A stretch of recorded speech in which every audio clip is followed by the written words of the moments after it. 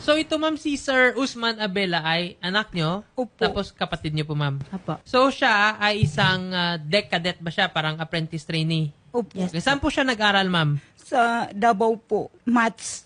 Tapos ngayon ma'am, saan po siya nag-apprenticeship? Saang barko?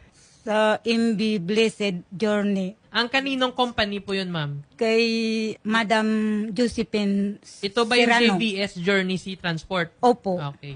May post po yung kapatid po namin na alarming po for suicide po na mamamaalam na po siya kay nanay po. Humihingi po siya ng tawad po kay nanay kung ano po yung magagawa niya ngayong nung gabi na yun po, sir. So ano po yung binigay sa inyong sagot ng Sea Journey Transport? Bali po yung unang tinawagan ko po yung wala kasi po nung time na yun wala po kasi akong ibang matawagan po sa journey po na sinasakyan niya po.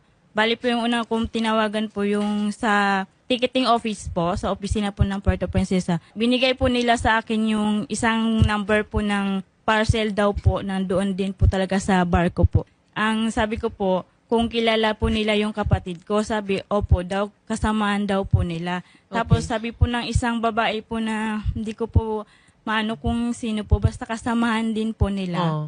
Sabi po, hinahanap na daw po nila. Lahat po ng kadete po, sir, na pinatawag na daw po sila. Yung kapatid ko lang daw po yung wala doon sa mga kadete po.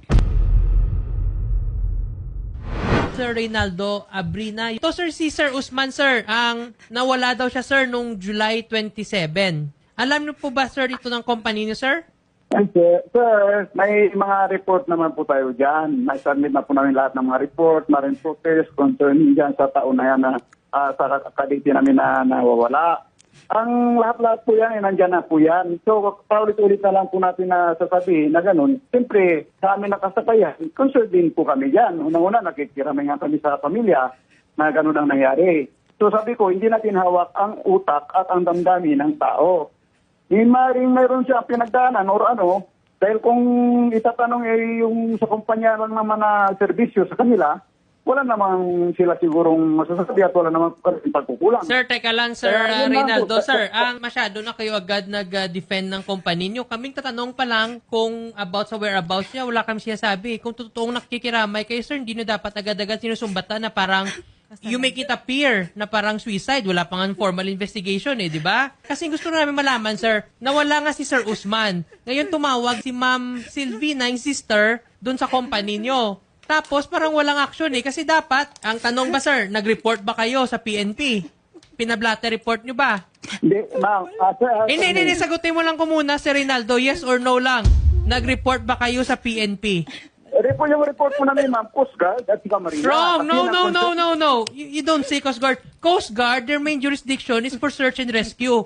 Kung mahanap yung body. But for cases na, for example, nawala sa barko, and ikaw nga nagsabi, baka suicide, that would fall under the jurisdiction ng PNP Maritime Group. Meron yan PNP Maritime Group. Now, ngayon, lahat ng investigation, yung may jurisdiction PNP. So, ang tanong, ni-report nyo ba sa PNP? Hindi.